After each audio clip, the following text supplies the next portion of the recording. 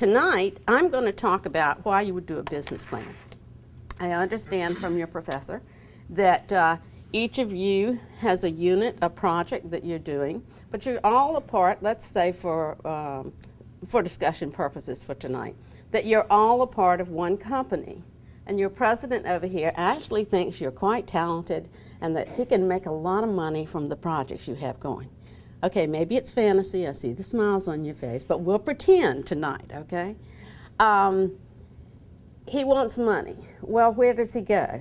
And I think he's talked to you a little bit about this, but I had another life before I became an academic. I worked in construction very early on. No, I didn't dig the ditches. I was in the office. I worked for a Square D company, an electrical equipment manufacturer. And I worked for an investment banker, Wheat First Securities, in Richmond, Virginia, which is now a part of one of the large banks. I just don't remember which one anymore. And I worked for Wachovia Bank in their private banking area, high income, high net worth. That's where I got involved with entrepreneurs because I was banker to these guys who, and I'm saying guys, there were a few women, but very few, who had made a lot of money. And I found it very interesting. You know, some people go out and they have really successful businesses, others go out and they do not. So that's how I got involved in entrepreneurship in the first place, because they would come to me for financing. I was not a corporate banker. I was not a small business banker. I was a private banker to the individual. But what you find is if you have a startup business, you're not going to go down to the bank to your handy-dandy loan officer and hand him or her a business plan and get your money. You're too risky. You don't have any history for me to check.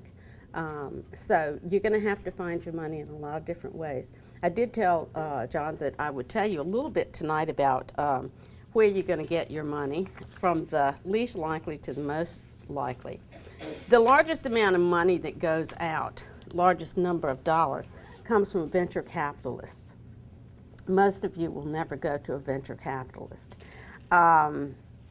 They don't invest in early stage companies. They want you to already have equity in the company yourself. And incidentally, I'll get these notes and you can have them if you want to take them. I'd rather talk to you than have you writing everything down unless you really need it. They will invest in companies that are high risk, at least to you, but they have a lot of hurdles that they make a company go through before they ever commit to giving the money. However, they are willing to invest lots of money. They only are looking at companies that have a potential for very high returns. Your small entities would not attract them. However, if the larger company that your professor is running has a lot of potential, then they're willing to invest. One of the issues that goes along, though, with having a venture capitalist invest in your company is that they expect to have some control over it. And in many cases, they expect to have a lot of control over it. So while you may get a lot of money from them, you're also going to give up a lot of your autonomy. So there's always an exchange when you're dealing with venture capitalists. They tend to specialize in certain industries, so just because you find the name of one and can get in to see him, which is unlikely, but if you could get in to see one, it may be that that venture capitalist specializes in another industry altogether. So I'm not going to spend much time for it, but they want your venture to have about 5 years of experience already. Or now if you're Steven Spielberg or Steve Jobs or one of those guys, I dare say that Bill Gates could get venture capital just on his name, you know. But for most of us, they want you to already have a track record, not be a startup. They want you to be generating revenues, and these are just some numbers that I pulled out about 3 years ago. I haven't taught in that area since Katrina, because I ended up being an administrator pulling things back together. But about 3 or 4 years ago, these are the numbers. They want you to generate about $10 million a year in revenue. I hope all of you are have projects that are generating that kind of money. They want you to grow by at least 20% a year and have a pre-tax profit margin of at least 15%. And I'm sure we'll all fit into that one day. However, as I said, you're going to have to worry about how much control they get in exchange for the amount of money they give you. Some venture capitalists want to be involved in almost daily operations. You definitely don't want that. Or maybe you do. Sometimes you're really good, you have a good skill, you have a great technology that you're working on, but you really don't know much about management. So you want to work together with a venture capitalist. Other times you know what you're doing and you just don't want somebody else meddling. But if I'm giving you $1 million, I want to have some control over how you spend that $1 million. So my advice to you early on with your small business is don't go looking for venture capitalists. There are people called business angels. These are individuals who like to invest in startup businesses. They know that the failure rates for startup is very high. Over half of them fail. And there are a variety of reasons for that. Some of them aren't so bad. Sometimes people go into business and think that this is going to be fun and find out that it's working all day, every day, and being very responsible. And they choose to close these businesses. When we're doing research on how many businesses fail, we really look at how many businesses continue from year to year. So if a business disappears, it's looked at as a failure. It may have been a decision by the owner to not do that anymore, okay? I just don't want to be an entrepreneur. It may be that that business has been bought out by another company or has merged with another company. So it's really hard to get those kinds of figures. But the investors, the business angels, are willing to invest in some smaller firms. Typically what you get are groups of doctors or dentists or lawyers or people who have extra money around to invest. And even though new ventures are high risk, when one hits, I mean, the chances of making a lot of money is really good. So there you go. Now, that's just the introduction, because those are the areas you hear about these people on TV, and you can find lists of venture capitalist names. There are books that are printed with those people. But most of us don't really start businesses that way. We started with something called bootstrap financing, and that really is, I think, descriptive. Our personal savings. Most of you have enough personal savings to start your business? Me either. Okay. I always let my students pretend. I would give them $20,000 to start. Okay, let's pretend you have $20,000 in savings. Now go on.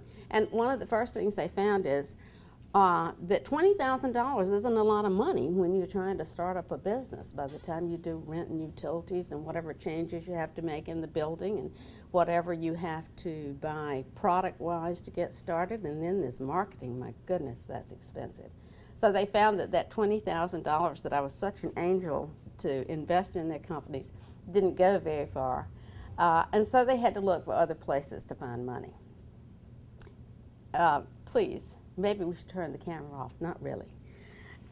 I don't recommend that you do this, but many people do.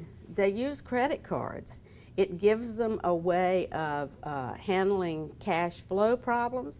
If you're making a product, you've got to pay up front for all your materials, and then you've got to make what you're making, then you've got to bill the customer, and then you've got to give the customer 30 days to pay. So there's a long time from the money that you put in until you collect. So there's a cash flow problem. You have money out, but you don't have money in yet. And one way that some people use is credit cards to carry them through. Now, I don't recommend it because the interest rate on credit cards is astronomical. It is a really poor way to finance business. But in reality, I mean, we all know what the books say, but in reality, a lot of people do use credit cards. And for many years, they used personal credit cards, but now there are small business credit cards that are available, so some of them have those. But I just want to make sure, even though it's on film, I'm not recommending that. Second mortgages have been a way, equity loans.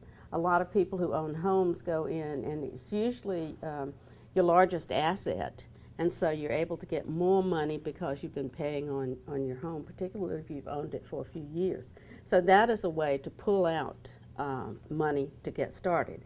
One of the problems with that is your wife or husband, whoever, may not be very happy if in fact you start your business and you use the equity in the house to get it going, and it is not a successful business. Then we got real problems at home. So think carefully before you do it, and make sure that you got cooperation there. Sometimes you can get extended terms from suppliers. If you're making a product and you know you're not going to be able to sell this product until 3 months down the road, sometimes you can get extended terms from suppliers. Usually you aren't able to do that unless you have a prior relationship with them. If I've worked with Home Depot for many years and I've worked with suppliers to that company, and I decide to go out and start a business of my own, I may be able to take that relationship that I have had with Home Depot with me and have those suppliers work with me and give me extended terms. That's actually what happened to Bernie Marcus, who is one of the founders of Home Depot. He had been working with Handy Dan, a company we don't hear anything about anymore. It was a part of Dalen Company, I think. But he had been working with that company, and he had built relationships with the suppliers there. So after he was fired from Handy Dan and went on to start up Home Depot, he was able to get extended terms, but that's because he already had a relationship.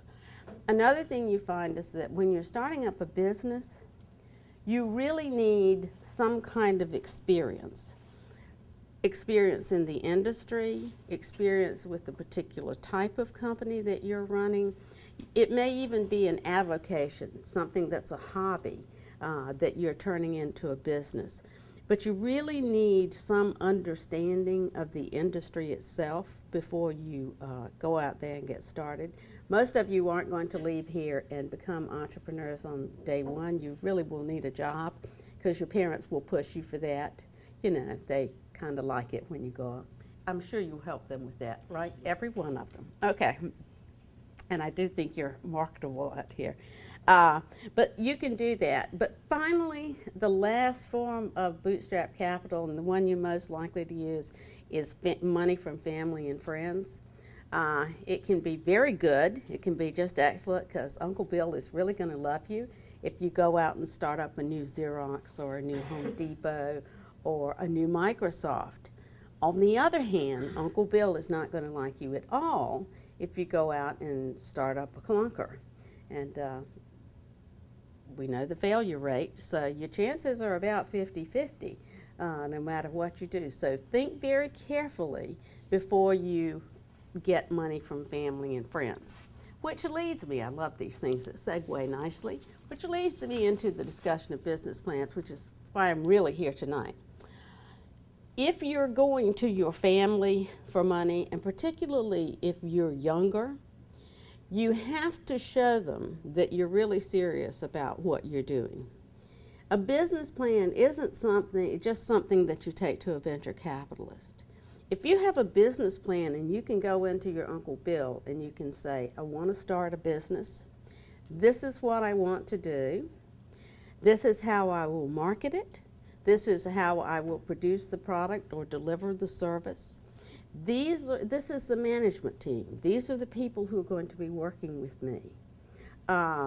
This is what I think the mission of the company ought to be. This is how I'm limiting what we will do.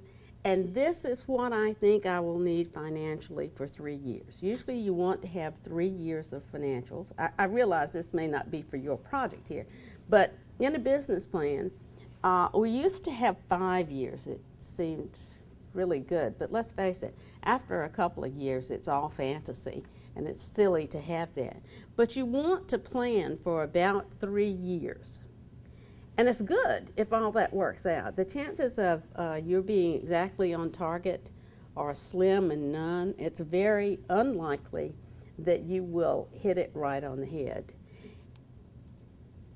But the business plan gives you respectability with the family. I mean, they've known you since you were, you were a little girl over there. I knew you when you were in diapers. You're so cute, kind of thing. It's hard for Uncle Bill to handle the fact that you have matured, that you are an adult, and that you really want to start a business, and you have the intelligence and experience to do that. Coming into him with a completed business plan shows your knowledge. It demonstrates to him your awareness, your understanding of what you're doing, and it really increases your likelihood of getting funding from him. So that's one thing you want to do with the business plan. And wherever you go for money, it looks good. And that's why I told your professor, why I suggested that you use this. You're going to forget everything you learn in this class. You're going to go out and you're going to be working and having fun and living life, and the next thing you know, you get married, you have children, you have a mortgage, which you can borrow against to start up your new business. But anyway, life happens and you will forget all the particular things. But this is a business plan you can buy from Amazon.com. There are others. It doesn't have to be this one, but this one I think is particularly user-friendly. But you can go to Amazon.com and buy this for a reasonable amount of money. I look like an advertisement for Business Plan Pro, but I'm not. You can buy it for a reasonable amount of money, and you can sit down and go through and do your own business plan long after you're gone from here. So part of your doing this is making you aware of what's out there on the market for people who are not college students, because you may not start a business right away, but you may want to start a business in 2 years or 3 years or 5 years down the road. You really don't know. But that lets you know up front here, this is user-friendly, and this is the kind of software that the average guy uses when he or she decides to start a business. Once you've built your business plan, it's got your marketing plan, production, it's got your financials in there, which you will suffer over mightily and have to guess about a lot. But you want all of that to be as realistic as possible. There is one area in there you really have to think about. There are always going to be some potential risks. When you're doing your business plan, you need to put those in there. You don't say, well, there's a risk that I'm going to lose my shirt here. You know, it's kind of hard to get Uncle Bill to put money in if you tell him right up front that. But you would at least need to say, this industry, and I'm talking about the music industry right now, is an industry in flux. It is changing every single day. So while there are industries out there that seem to be fairly stable at the moment, and many industries go through this, they go through periods of stability and then have periods of great change. With the technology changes that are occurring in the music industry, you're at a time when there is a lot of change.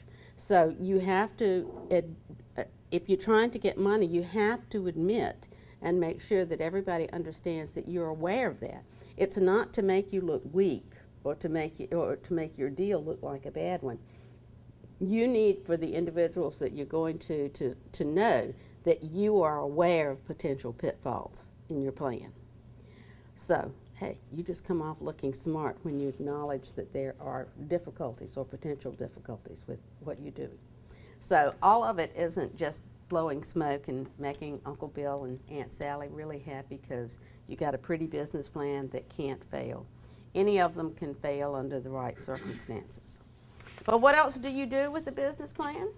Well, let's say that you did your business plan and you got some money to start up.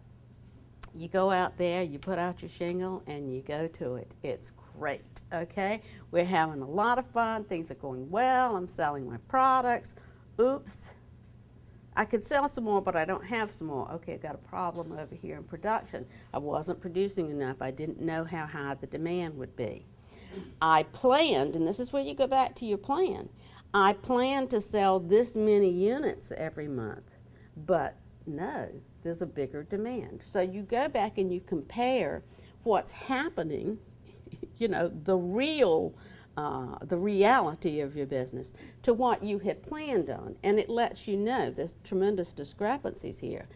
This wasn't a good plan on my part. Or what you may find, and this is more likely, is that, you know, the demand is there and that's really great and I need to make some more products, but oops, I don't have the money. I have a cash flow problem. I don't have the money to go out there and invest to build more products. That's when you go back to Uncle Bill or Aunt Sally, or if you've gotten all their money, you go home to Dad and say, listen, I'm a victim of my own success. I don't have enough cash flow here. I need more investment. So these kind of things are the reality that you'll deal with. You will go back to that business plan and you'll compare, you know, how am I doing as compared to what I thought I was going to be doing? The money, does it make sense? Am I making as much money as I thought? Am I making more than I thought? And that does happen, although I don't, it doesn't always. But it's a benchmark for you as you're growing your company. It's also a basis for doing next year's planning.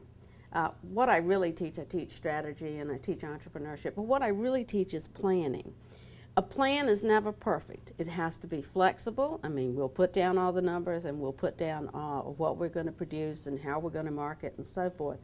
But it's never, or rarely ever, I never say never because I always get caught in that.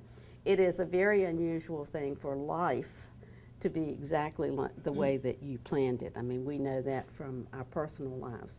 And so what we'll do is we'll go back at the end of the first year. I've either done better than I planned, I've done worse than I planned, or I've done different than I planned. Sometimes what happens is you go into business and you're going to do, I have students who have left here and who've gone into business. I had one student who was going into business. He was doing some work with flooring. He was putting in coating. This is a good area with all the restaurants and food service places that we have. Putting in coatings on commercial floors that were non-slip, that would keep restaurant personnel and people who are working in kitchens and places like that, keep from having accidents in there. Anyway, it was a good product, and he did pretty well with that. He's a born entrepreneur, though. He keeps his eyes open all the time. And so while he did that, he also got into doing some flooring, some laying tile, and he says, oh, you know, Dr. J, that's not too hard. Well, he also got married, and he had a baby, and then he had another baby, and somewhere along the line, Katrina happened, and his skills were in demand, and he found that just doing flooring wasn't enough, and pretty soon he was buying older houses that had been flooded and rehabbing them, and turns out he has a real talent for that. He has a real talent for organization. He doesn't do all of the work himself because it's very difficult to find somebody who can do the drywall and the flooring and the roofing and the plumbing and the wiring. So he subs out the different parts of it. But he's doing very well, and he continues to have more babies. I told him, I said, Ron, you know, at some point here, you're either going to have to keep growing this business a lot, or... But if you stop and look at it, his business plan was for doing that coating on floors.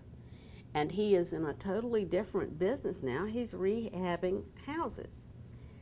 A business plan allows you to look back and say, yes, this is what I wanted to do, and I'm really sorry that I've gone so far afield. Or, yes, this is what I thought I wanted to do, but life has happened to me. And I find that there are real opportunities, and so I'm going to stick to the rehab maybe for the next 10 years. It will be a long time before New Orleans is up to snuff again, shall we say. So the rehab opportunities are big. It wasn't what he started out to do. You're not going to do the things that you have a project here about. But what happens is, in working through and building business plans, you learn how it's done, you learn the different things that you have to look at. By having to have a production plan and a marketing plan and a finance plan, all the different things, and looking at your management team. By going through all that and learning how to do it, you can apply it later. You can apply it to the floor coatings business, or you can apply it to rehab construction. He learned to do that in my entrepreneurship class. And now he has a strong banking relationship. You know, he's been very successful. And so he has his business plan that he gives to the bank and that kind of thing. It's a skill that you carry with you. So even though it's aggravating sometimes, I strongly encourage you, because you never know when you'll really want to have your own business. Some of you are going to be independent contractors, I know, but you never know what the future holds for you, which is what happened to my student.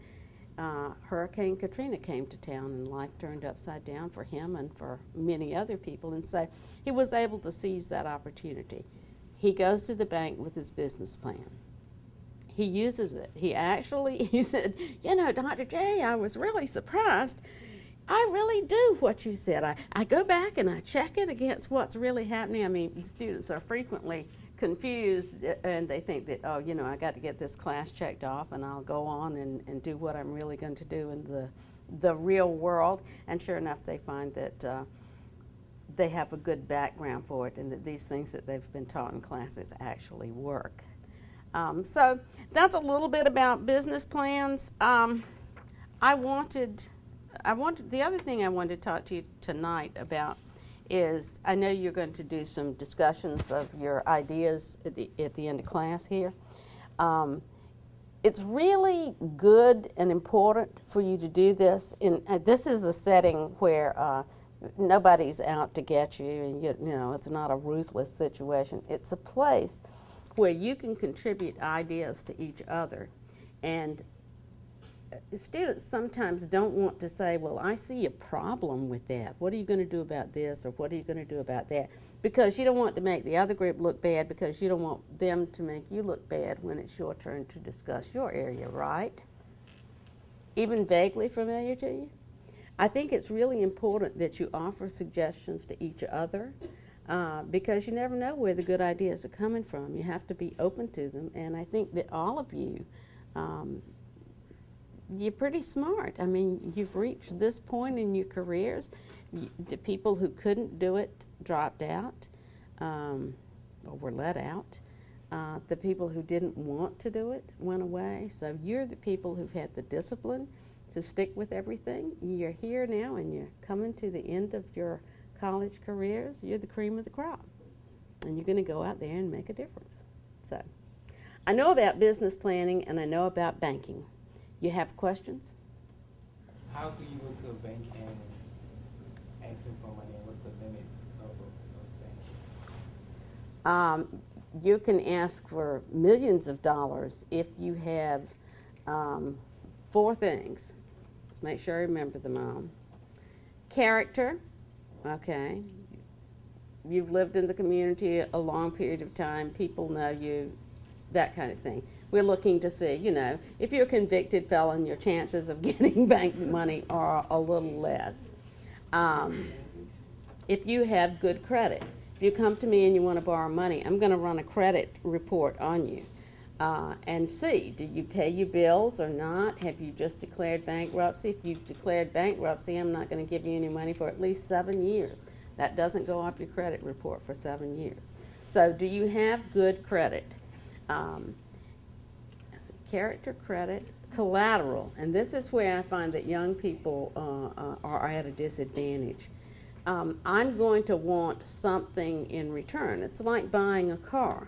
When you go and buy a car, they'll finance your car, because if you don't pay, they're going to go back and get the car.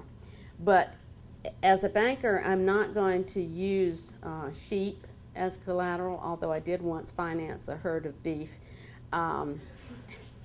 It was all right. It was fine. The guy was an investment banker, and I was more than happy to finance his herd because I used his stock as collateral for that loan. So if his cows had died on the hoof, you know, I was going to cash in his stock. We want you to have something. If you come to a bank for money, they want you to have something. Now, if you have a trust fund, I will certainly entertain that. If you own a seat on the New York Stock Exchange, one of my customers owned 2 seats on the exchange, I will finance that, although it will take me a little while to figure out how much one of the seats on the stock exchange is worth.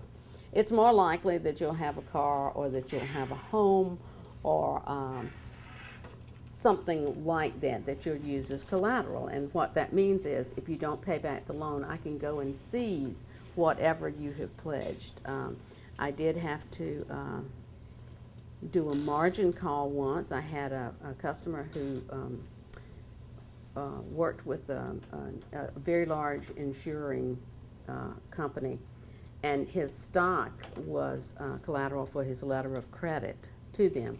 And the market crashed, and I had to go in and explain to him that the worth of his stock was not equal to what he had to maintain for that loan, and he had to give me more. Actually, I took his personal life insurance, but that's a life of a banker and why I became an academic. Okay, you know. So as bankers, we don't like to finance restaurants. If you're the Brennans, if you're a group that's had long experience in that area, and you can show a track record, I may be willing to talk to you about that. But restaurants tend to be stylish, cyclical. You know, we like Vietnamese food this year, and the next year we like that great paninis. I had paninis for lunch. Great, they're really hot right now. So they're kind of stylish in a way. So that's one thing, and they go under very quickly. The other thing we don't finance is livestock or anything that has to be fed. Because even, well, it's true. If I take back your herd of cattle, I've got to find a place to keep them. I've got to feed them. I mean, you know, it's a while before I sell them. I'm losing money on that deal. So you'll find there are some things that bankers just don't want to do. Okay, we got credit, character, collateral, and I can't remember the other thing. But if I think of it while I'm answering questions, I will. So basically, you like to invest in capital that doesn't depreciate. That's pretty much what you're. If you're using the investment itself as the collateral. Yeah. I want something solid that I can take, and typically that I can get rid of quickly.